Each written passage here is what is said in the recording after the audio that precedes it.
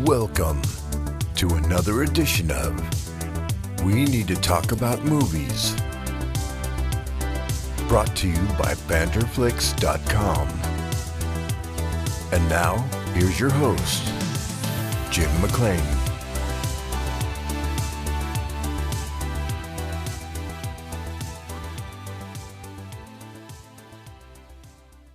Hello. Yes, I am indeed your host, Jim McQuillan, the editor-in-chief of the BanterFlix movie review website. Welcome to the latest episode of our podcast, We Need to Talk About Movies. If this is your first time checking out this pod, you might be wondering what it's all about. Well, it's pretty straightforward. Each week, we need to talk about a movie. Might be a new release, might be a cult classic, might be a film you've never heard of. I gather together some contributors and we have a chat about the film. Sometimes we do get a little bit spoilerific throughout the podcast, but we try our best to let you know if that's the case right from the offset. But we generally just try to have a bit of fun in the process and hopefully you enjoyed listening to it. This episode is the third part of our Disney Dark Era retrospective, which has been curated by BanterFlix's resident Disney Queen, local writer Victoria Brown. So on this recording, we're going to be looking back at Disney's 1973 animated feature, Robin Hood. And Victoria and I will be joined by Maria McQuillan, who makes her pod debut on the podcast. But before you hear our chat about Robin Hood, let's play a clip of the film.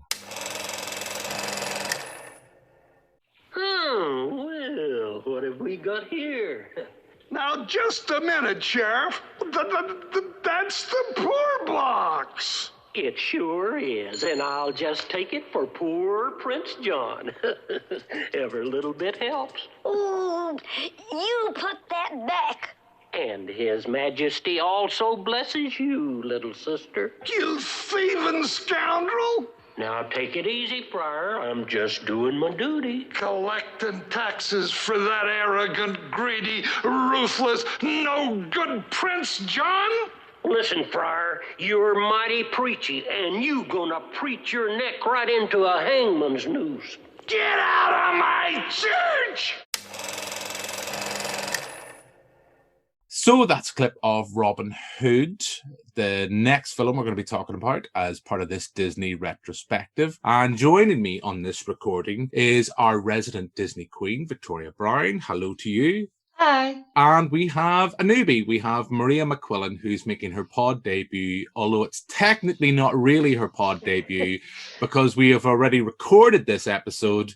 We had a few little issues. And as I said to Victoria before we started this recording, because this is her baby, I felt the need to say, hang on, I think we might need to re-record this. So hello to you, Maria, for the second time for us. Hello. But for the first time for our listeners. So this is the point where Victoria knows you. It was Victoria who brought you to BanterFlix's attention. So this is the point where, for me anyway, and for our listeners, I've got to pretend I know nothing about you. You haven't told me anything about who you are and what you get up to, but our listeners haven't heard that yet because of the issues with the first recording. So tell them now a little bit about yourself. Hello, thanks for having me. My name's Maria McQuillan, and myself and Victoria both went to uni together. Spent a few misbegotten hours at some MA film modules. Cinema and history, wasn't it? Yeah. And I feel like there was another module you're in, but I can never remember the second one. I always remember the first. I can't even think. Just make something up. Uni feels so far away. Yeah. Just make something up, Maria. What was something you always wanted to study at university, and you'd just tell us now. History of Disney. Okay, there we go. History of animation, you know.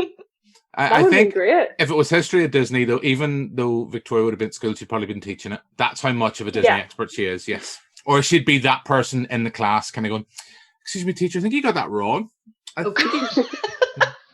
No, but anyway, sorry, I interrupted. So you met at university. Mm-hmm. We were back at the history of Disney module, all that. So take it from there.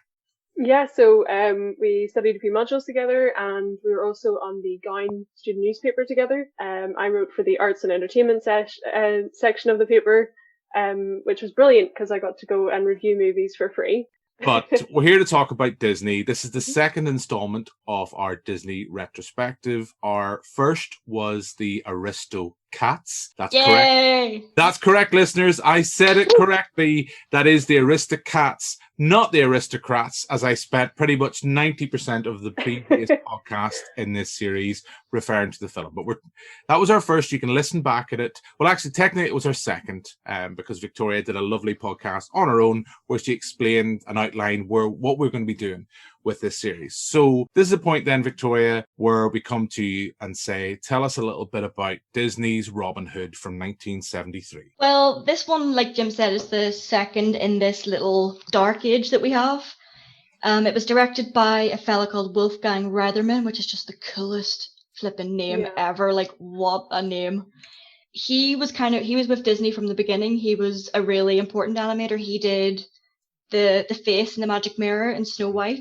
He did Monstro and Pinocchio. He did Headless Horseman sequence in their Sleepy Hollow adaptation. So he was very like a Disney mainstay. And once Walt Disney passed, because Wolfgang Reitherman had been there for so long, they kind of gave him free rein with a couple of projects. And one of them was Robin Hood. I can't remember if I asked you this with the Aristocats episode. Was this the first project that had no involvement with Walt Disney, or had he been kind of tentatively involved in this project? Because this was, from reading about the film, this was kind of muted for a little while. But I think, was it Walt Disney had issues with having an animation based around Robin Hood, having him as a fox, and also the fact that he was an outlaw as well? Yeah, he expressed interest like way back in the 30s about he wanted to do a fox story about some character called Reynard the Fox, but he couldn't figure out a way to make him likable. So that was shelved. And then he wanted to do Robin Hood, but do it as a live action. Couldn't figure out how to make it work, and then that was shelved. And then when they were kind of running out of ideas, they just started hooking pages down from all these shelves, and they found Robin Hood, and they kind of figured we could just combine the two and make it like anthropomorphic animals kind of thing. So at this point then, where does this rank for you as our resident Disney expert?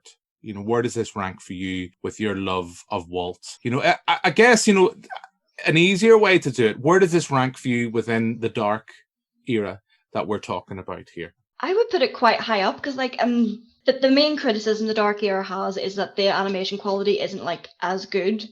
But I think, no, it's not as good as something like Sleeping Beauty, but I think that gives it a lot more character, a lot more charm.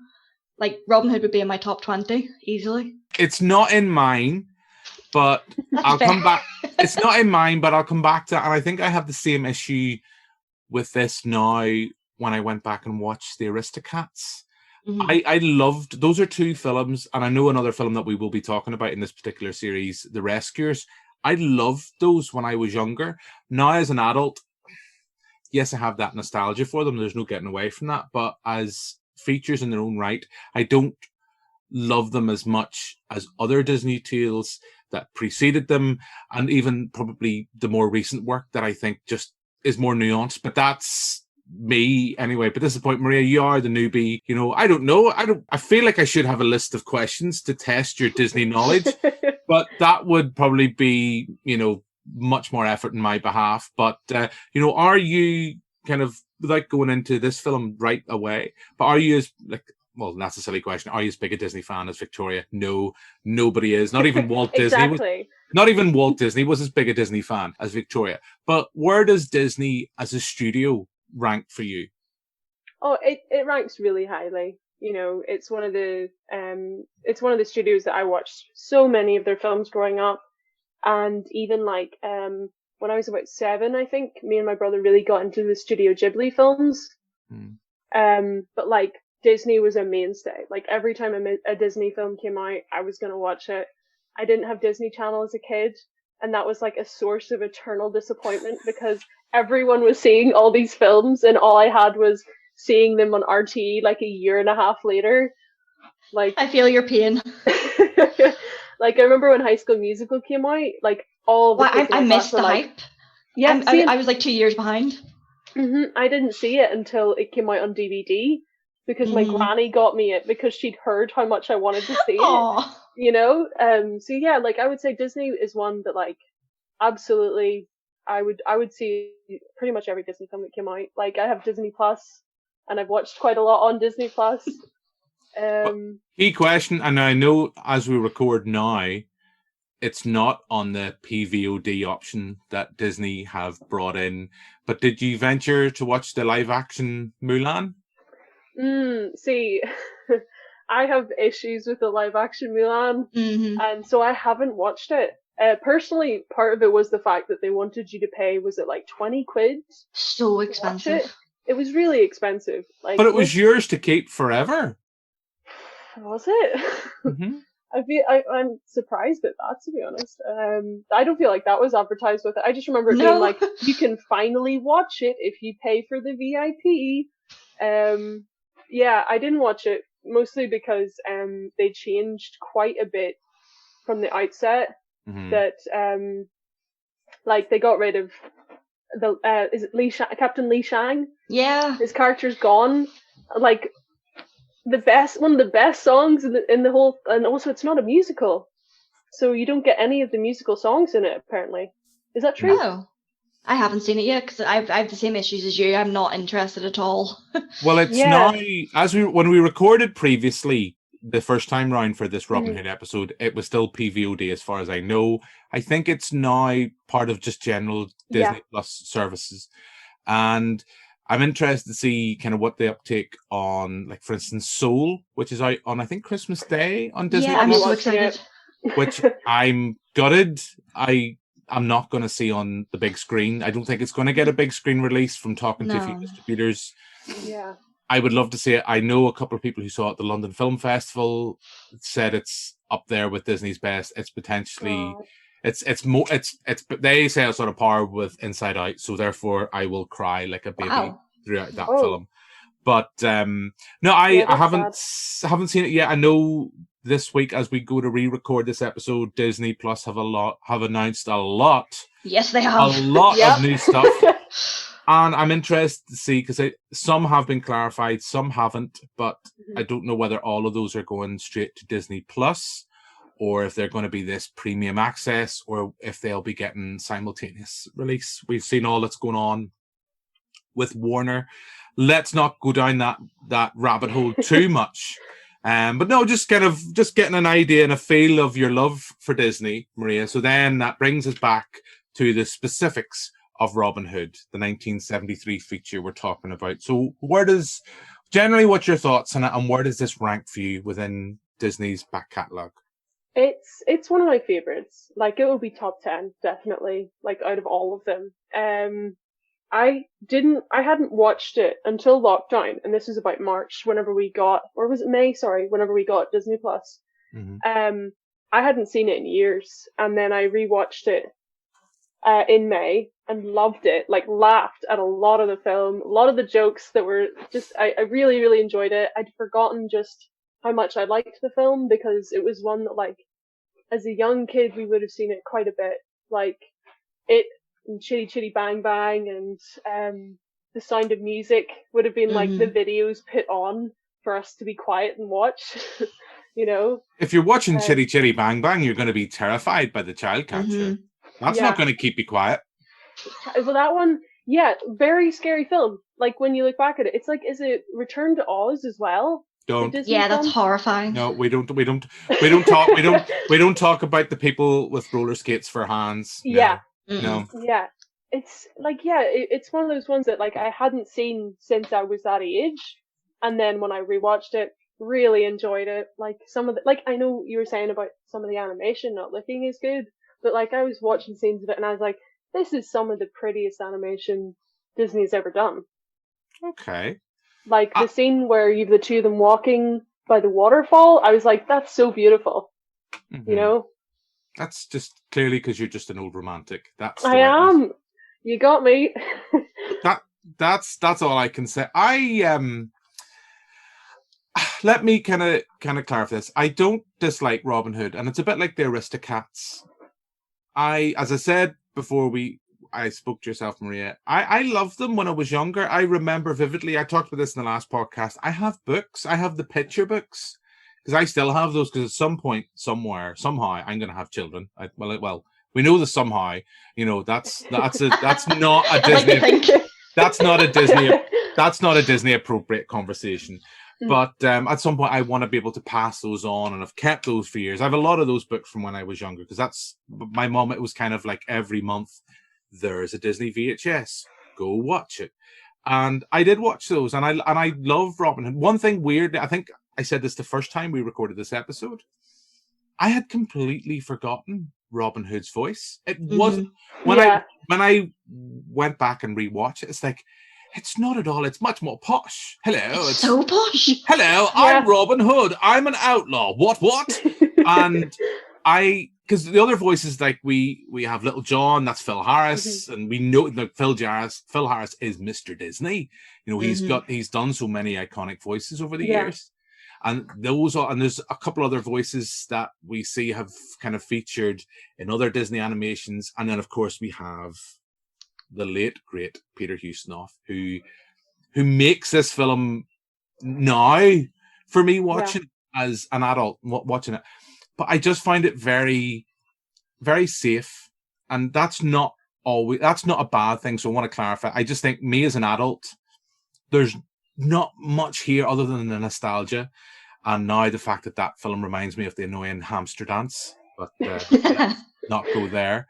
But I do think, in comparison to some of the films you mentioned, Maria, like particularly, Jesus Christ, Return to Oz still terrifies me. Chitty. The sequence in Chitty Chitty Bang Bang with the child catcher at the window. No. That terrifies me. The Aristocats, I would say, like the film we'll talk about next, Winnie the Pooh, maybe The Rescuers, they're pretty safe. They're pretty safe, and I've used this term before, and feel free, either Victoria or Maria, to kind of jump in to, I'm going to assume, agree with me, but I think these films, whilst I don't have as much love for them now, they are brilliant gateway drugs for younger viewers into Disney. You know, God help the parent that puts on for their like 5-6-year-old Return to Oz. Yeah, it'll be fine. Yeah, it's grand. Those are probably nightmares. Yeah, you know, even like stuff like Labyrinth as well, you'll probably get freaked out by. But you won't have those issues with the films. I think a lot of the films in this particular, you know, era of Disney, I don't know, maybe I'm kind of thinking wrong. I'm trying to think of what comes later within the dark era, Victoria. Yeah. But just on that note, do you think this is pretty safe gateway drug Disney? I would say so. Like that was one of the criticisms that the film had. Like, it was just charming, cute, and funny, but that was it. There was no like scary sequences or like big action pieces where there would have been in like Snow White or Sleeping Beauty or any of the like classically princess ones. But again, I think that's part of its charm. Like, you don't have to go see a Disney film that's like this epic piece of art. Like, sometimes it can just be a nice little cartoon. Yeah, like you said, like there's no scary bits, so it is like if you're worried about scaring your kids, Robin Hood's not going to scare them. No, I don't know, the bit where he's cutting or tying up the bags over Prince John's head. So every much time tension. I'm like, what if one drops on his head? What if one drops on his head? I didn't have that issue. I didn't have that issue. I just kind of enjoyed it and just wanted more Peter Ustinov. That's all. Because I don't think there's any, I'd love to know, this is the thing, I don't know, Victoria, you might know this, how much he brings to the, when something's written down, we think of like the iconic one a lot of people think of now is Johnny Depp in Pirates of the Caribbean, where it's as scripted and Johnny Depp decides to Depp it up and say, right, I'm going to do this as Keith Richards. And Peter Ustinov, I don't know, he just brings so much of him to that role. Like, he is just the man baby. I mean, there's no way of he is like, there's sequences where he is just literally, you know, he's standing there sucking his thumb. He is just a man baby.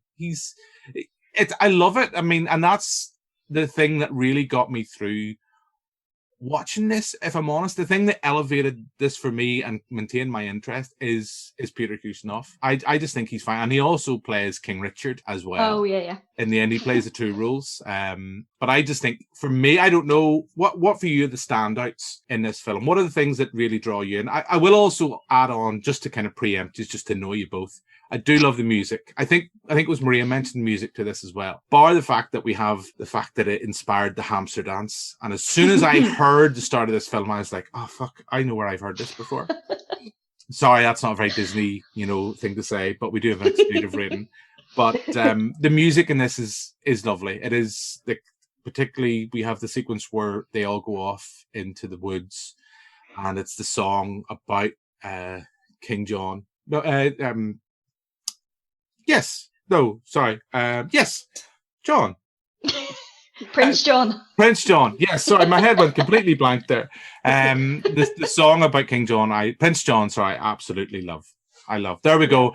The last episode, it was all about the Aristocats. This week, I'm not even getting John's title right. But anyway, Peter Ustinov and the music are the things that really work for me in this film. What about you? Starting with you, Victoria.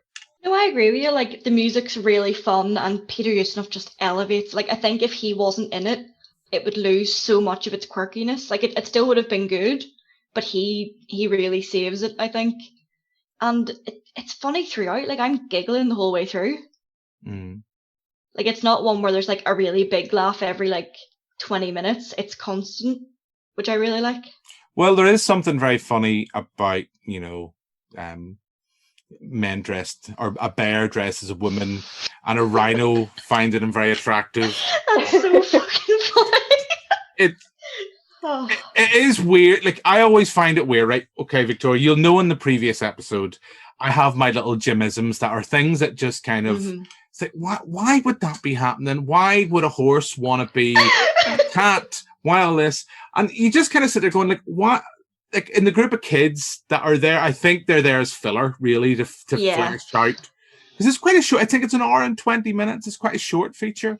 It does feel like they're there just to kind of flesh out the actual narrative itself. But, like, why would a rabbit and a turtle and why would these different animals kind of be hanging about? And I know, I'm not going to steal it, Maria. I know you kind of made the point when we first recorded this episode that this could be a precursor to Zootropolis. This could be kind of Zootropolis back in the medieval times. Who knows? Disney had an expanded universe before we knew. I don't know, but those are my things. Those are little things that bother me, I have to admit. Why would a fox and is it a chicken? Is chicken is Maid Marian's best friend? It's like that friendship. Yeah, that's really bizarre. that friendship's not going to work. No, it's not. It's doomed to failure. It's a toxic relationship. But anyway, those are my little isms, that my issues with it. But Maria, I think we've kind of I probably preempted you, and I know Victoria's maybe said a few things that you might pick up on as well. But what are things you really love about this? I think for me, as I kind of said earlier, I really like how romantic the film is. Because a lot of those kind of Disney films at that time, they're very much like, oh, we're going to go on a swashbuckling adventure. Whereas this one's like, the whole heart of the story is the fact that Robin Hood and Maid Marian, they haven't been able to be together for various reasons. And, I think it's a really lovely romantic film. I like the humor in it, like Victoria was saying, like, there's scenes in it that, like, when I was rewatching bits of it, I think, like, it's whenever Prince John and, I can't remember the name of his, what do you call the snake? Oh, Sir Hiss. Sir Hiss. Whenever the two of them are asleep, like, they're snoring, but, like, Sir Hiss also, like, hisses as he sleeps. Like that just got me. It tickles his feet. Yeah. And, like, the bit where they're the archery competition, and he's, like, a helicopter, just, like, going through the air. Such a random modern joke. Yeah, I think the anachronisms make the film work, because like you say, it's bizarre that all of these animals who should be enemies and stuff are like best pals, and yeah, I love the music in it. I think music in it is really, it's one of the nicest soundtracks. It's not the most bombastic of soundtracks that Disney has ever made, but I think it's really nice to listen to. Like, when I was talking to my flatmate about it, we were saying how, like, the tune at the beginning, the whistling, like, we've never forgotten it, And he said to me he hadn't watched the film in 10 years or so, but he could whistle that whole intro to me, Brilliant. Yeah. And I think it's a film. I was thinking about it, and I think that part of the reason I like the film so much is it kind of reminds me of when, you would like watch pantos or things like that, and they had like high humor and low humor for like the kids and the adults. Yeah, that's You a know? really good point, actually. Yeah, because there's stuff that went over my head as a kid Mhm. that I'm laughing at now as an adult, and there's like kiddie jokes that I'm like, okay, I get why that's there, but it's not that funny. So Yeah. throw us out a few of those examples of jokes for the, as they always used to say, jokes for the parents and jokes for the kids. Well, jokes for the kids is kind of quite simple. It's kind of slapstick. It's kind of the silliness of it all. But give us a few kind of. I'm trying to think off the top of my head. It's been a couple of weeks. I think maybe it's like scenarios in it maybe that are more funny, because Yeah. like I think a lot of the jokes to do, like in the scene where the kids go into the garden and they meet Marion and Lady Cluck, there's a lot of references to the fact that like, and I think this would totally go over a kid's head, the fact that like why they couldn't be together, and it's like, oh, it's because he's a vigilante, like going off stealing, you know, taking from the rich, giving to the poor, but like that's, you know, like, and there's some jokes in there between Lady Cluck and the others, about how she wants to give the little rabbit boy a kiss because they're playing as Maid Marian. You know, like, I think that's a good example of it, because the kid's like, oh, that's gross. Yeah. Kids will love that, but also the parents will find it funny for a different reason. Because they're like, that's such a kid thing to say. I never thought of it like that. I love in that sequence, because I love, now you can clarify this, I think there's the youngest rabbit, and then he has, there's the little boy rabbit, is it a little sister he has, or is it an older sister? It's a little sister. A little sister, and when they're going off, and I think they're getting their arrow, and he gets caught, and he kind of is talking away to Maid Marian and Lady Cluck, and he kind of turns and points to the rest of the kids, and it's just the little sister just going, I knew he'd rat us out. I love her. It also breaks my little heart when that little poor rabbit has his little coin stolen. Yes. Every time, like I can feel my heart just going out to him, because his wee face just drops, and it's just, I hate the sheriff so much. Like, he's a lot of fun, but he's such a nuisance. Yeah. I think we were saying last time, like, he's not malicious, he's not evil, he's just a pain in the arse. He's a dick, Victoria. That's the technical term. Yeah. That is the technical term. The one sequence from Robin Hood, and I don't know why it's etched in my memory, that if I could draw, I know I can draw, I'm just really bad at drawing, and I could sit and almost kind of blindly draw, is the sequence in the church near the end. And when we see the sheriff and he's coming to get the taxes, and we have the two little mice, and there's one, you're talking there about kind of, I don't know whether you want to go so far as say underlying themes or stuff for parents and stuff for kids. Maybe it's just the year that it's been, you know, I'm imposing kind of COVID onto this the animated Disney classic, but the power of music, and it's that kind of idea that they're playing the music even though nobody comes. And there's a line, I think I could be wrong, where they kind of say, no, well, people still, you know, the music can at least lift the people. And I was kind of sitting there kind of going, it gets me right in the feels. That gets me. But just that sequence when Friar Tuck gets taken away to prison, and the two little mice, and then we have the mice. Again, I have issues again. Why does a mouse need money? Where does she get that money from? Okay, I know she's working, but such an adult concern. I love the fact that the money is like, isn't it like the same size as her? It's like just massive. Yeah, like, how does she do her shopping? Like, see, welcome to my world. Welcome to my level, Maria. These are the things that I concern myself with. It's like, well, you know, what is she going to do? She gets a load of change. You know, it's like, oh, Jesus, just leave. Do you want your change, love? No, I'm all right. But no, I do. You're talking about the sequence with, you know, the little rabbit and getting his little coin taken from him by the sheriff. The sequence with the church is probably the closest for me that really gets me right in the feels. But yeah, anything else you kind of, you know, for you guys want to throw out in about the film, or anything else we feel we haven't really covered? I know we kind of touched on Sir Hiss. Isn't that Terry Thomas? Isn't that doing that? Isn't it Terry? I think so. It's going to annoy me now. I'm near it sure is. it is. It's Terry Thomas. I love, and I think they changed the design of the snake, or I think they made the character a snake because of his voice. and how Oh, perfect it is. okay. I could be wrong on that. That could be a Jim McQuillan half fact. I do apologize. To be fair, they do that. Like the guy that I can't remember who it was either Mark Davis or Ken Anderson. Whoever animated Prince John kind of based it off Peter Ustinov's performance. So like you were saying, like he brings a lot to John. Like John is Peter Ustinov, like everything about him. Yeah. Like his mannerisms, the way his lips move, all that kind of stuff. Yeah. And I just love that idea. I think, Victoria, you might have, might have been Victoria, might have been you, Maria. It's one of the two. That's the way it's going to work. Made the point where you look at the comparison between John and Richard, and like we see that the crown, it's like a child wearing a big full-size adult crown.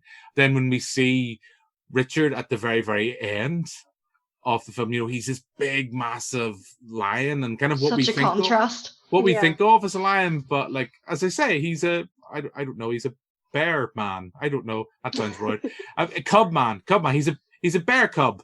I don't know what I'm going with, but he's a man child. He just looks so much, and I love the sequence near the end where is it the castle's on fire or the castle, and they start talking about it's Mummy's castle. It's like Mummy's castle. I adore Peter Ustinov. He's done a lot of great stuff with Disney. I love him in Blackbeard's Ghost, which was one of the first Disney films I rewatched on Disney Plus. I love that film. I've with everything from that era, some issues. There is some in some of Peter Ustinov's back catalogue. I don't know if it's Disney work or not. There's some of it you go, that wouldn't pass now. I don't think you could get away with that now, but I just love him with all my heart as a performer. But I think that's kind of been forced upon me from my father, who just loved him as Poirot.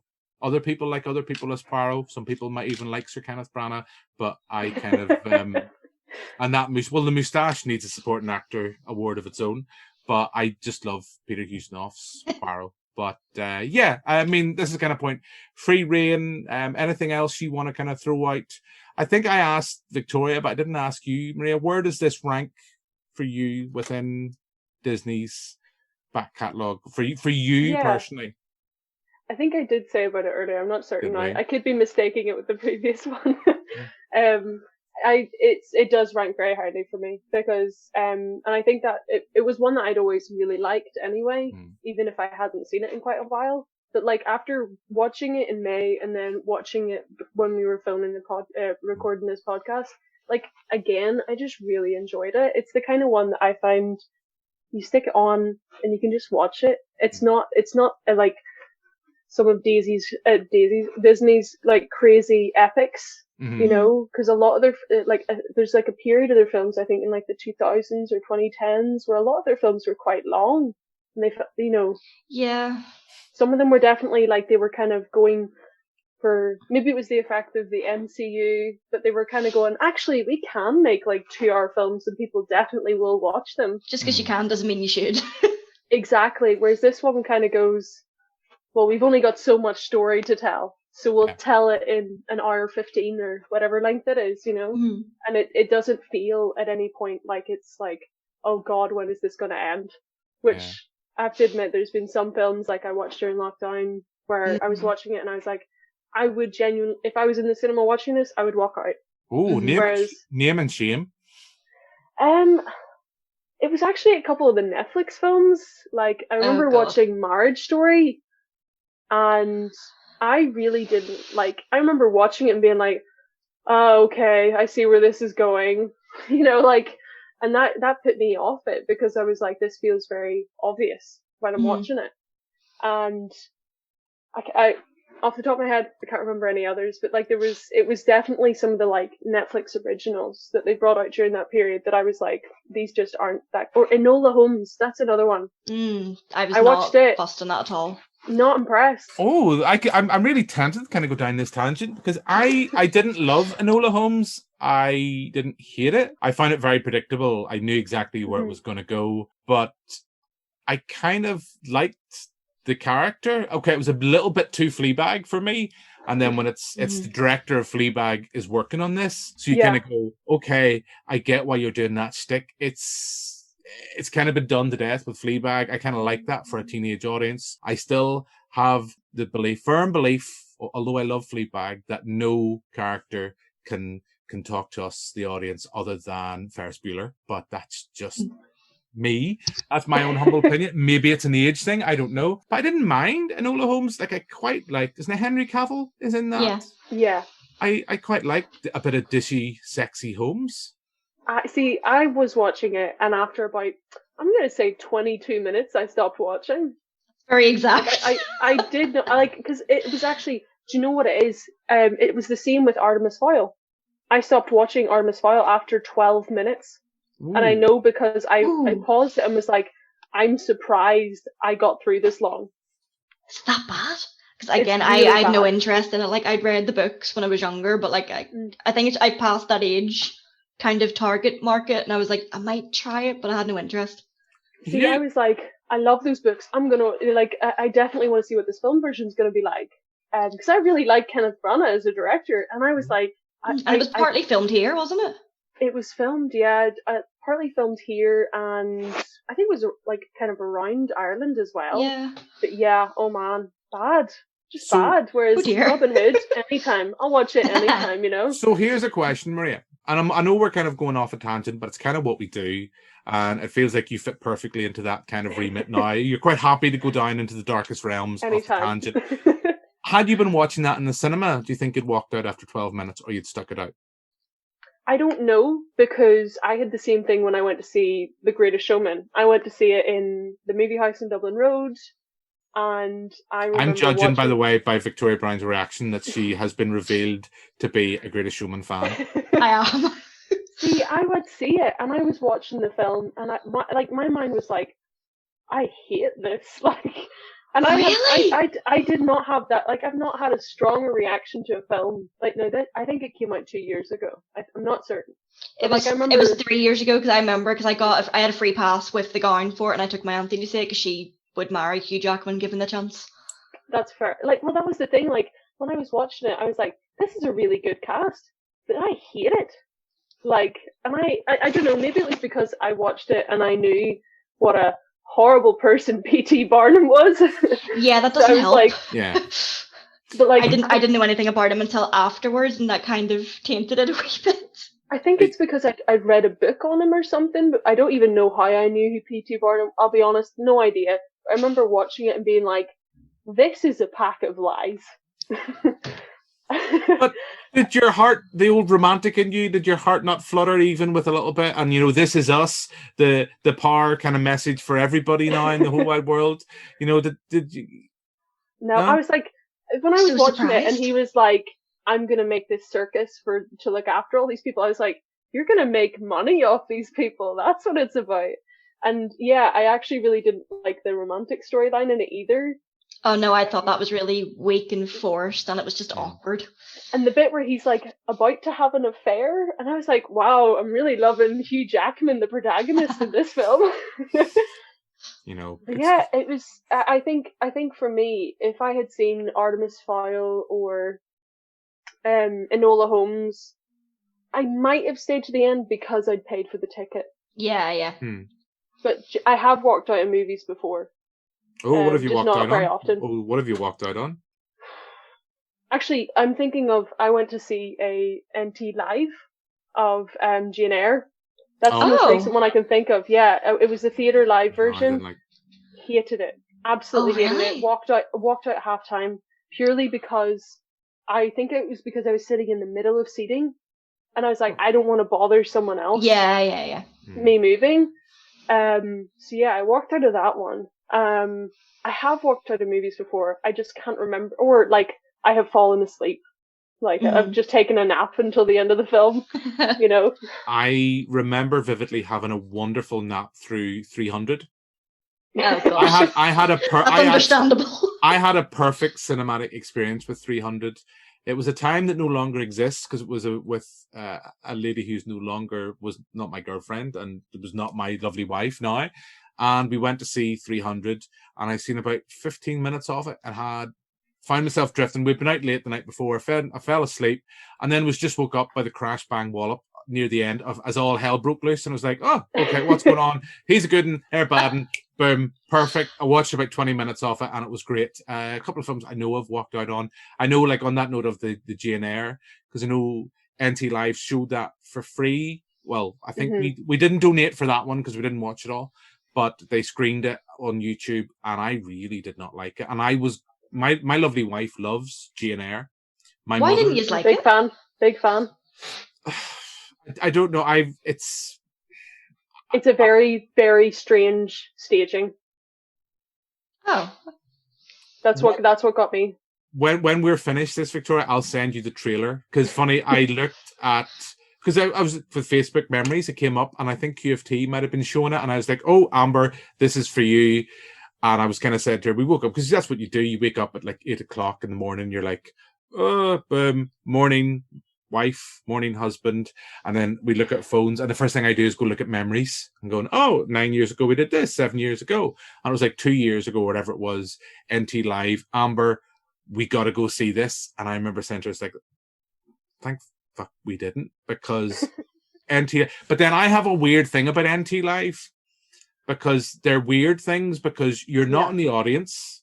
It's not a live production. Sometimes I think they are live. Mm-hmm. I don't know if they are actually, but they are. There's ones where they're directly screening them from the theater itself. And I just find it weird, a weird experience, because maybe if I was in the audience watching it, I'd either love it more or hate it more. I don't know. I think with that Jane Eyre, I'd probably have hated it more.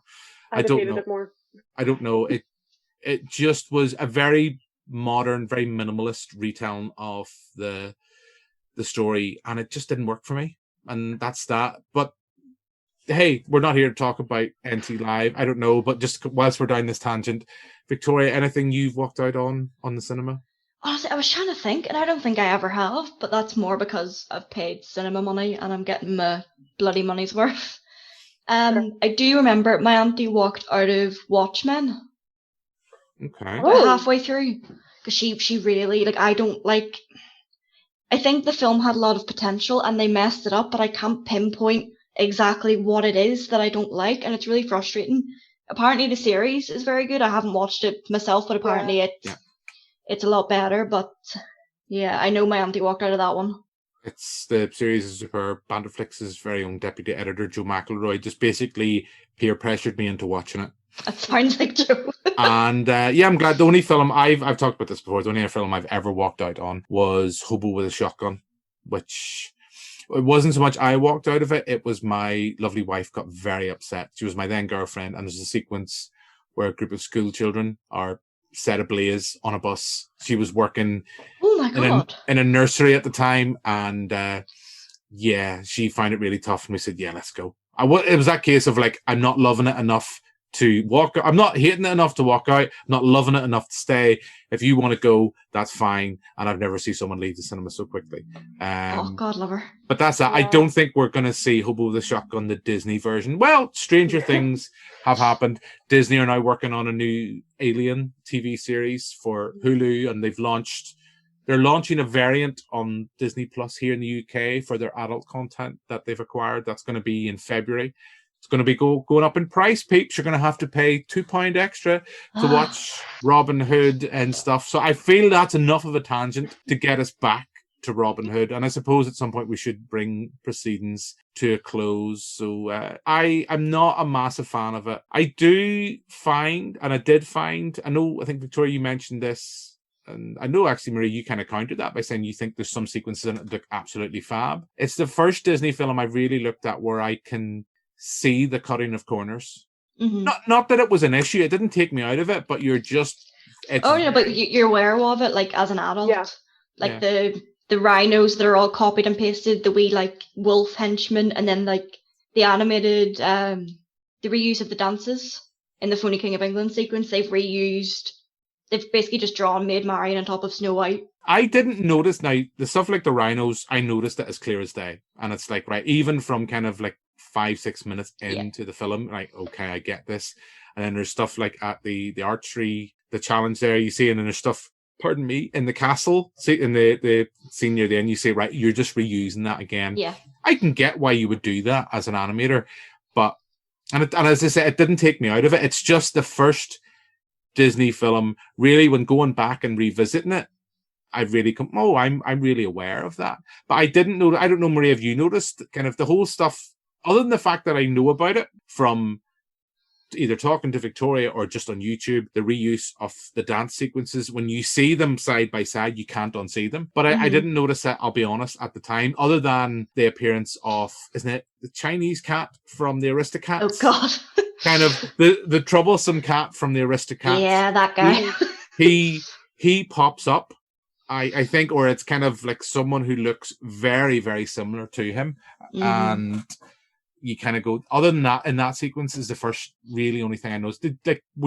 Watching it, I know you said, Maria, some of the sequences are lovely, and I know I would agree. You could freeze frame, especially on an HD TV now, freeze frame them and they look lovely. But the whole kind of reuse of, like, particularly the dances and reuse of scenes, like, were you aware, watching it, are you aware of it? Are you conscious of it? Yeah, like, I think whenever I rewatched it the first time in May, like, I remembered, like, one of the most famous reused scenes is the dance scene in The Phony King of England, because it is, like, it's so, like, you put them side by side and you're like, that's, it. And when I was watching it, I was like, I see that so clearly as an adult, whereas as a kid, I don't think you'd remember it as a kid, to be honest. I don't think you'd notice it. Yeah.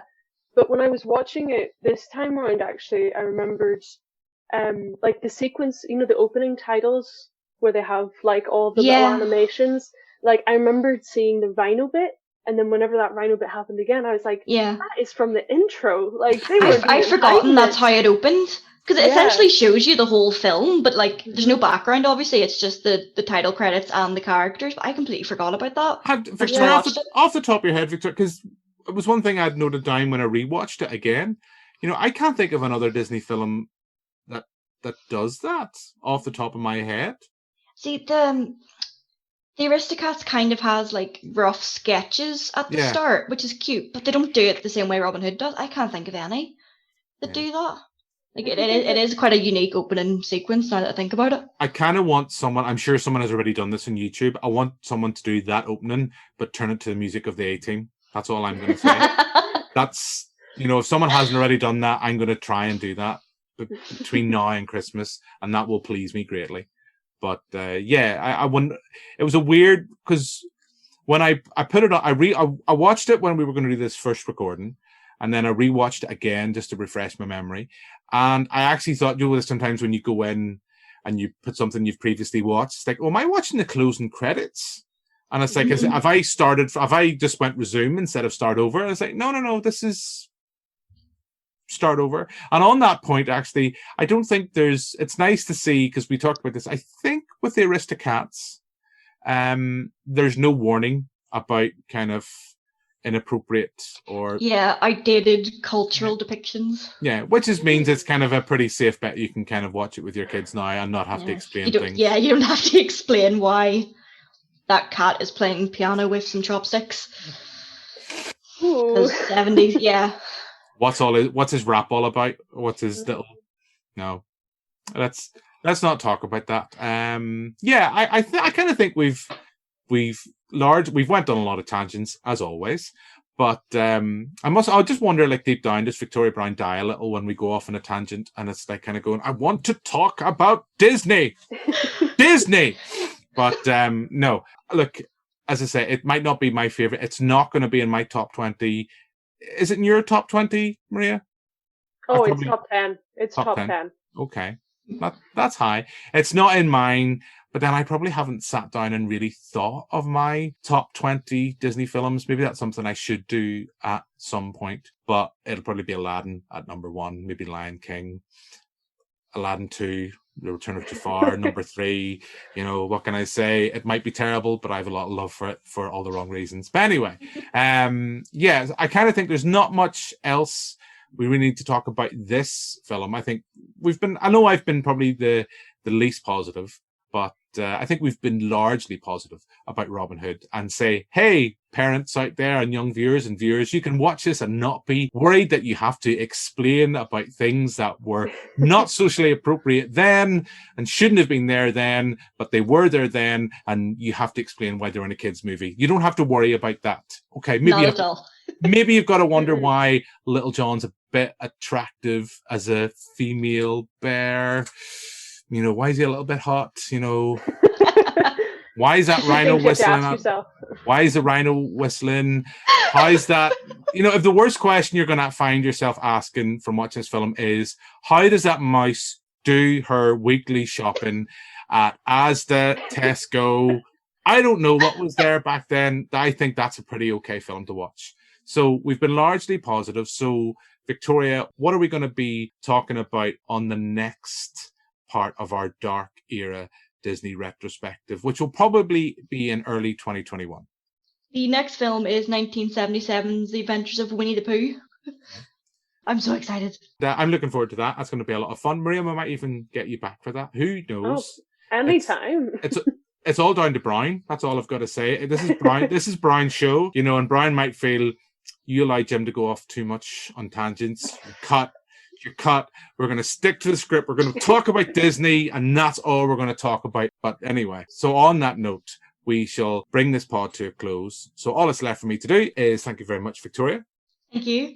And thank you very much, Maria. Thanks for having me.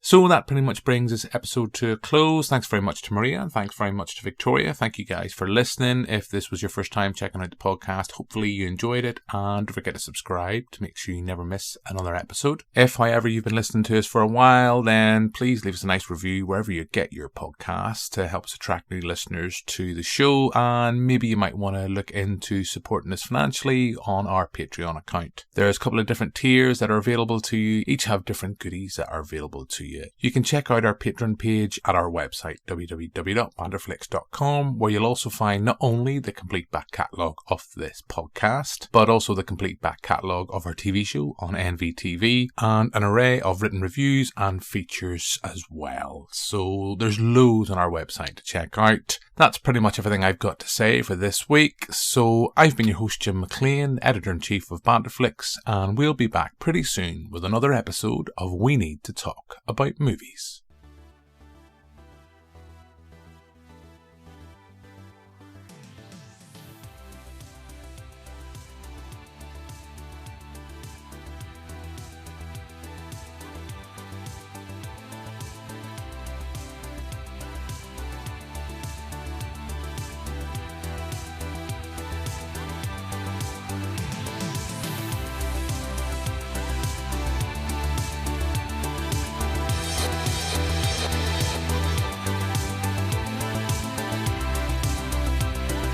This has been We Need to Talk About Movies. Thanks for listening. For more information, visit BanterFlix.com. See you next time.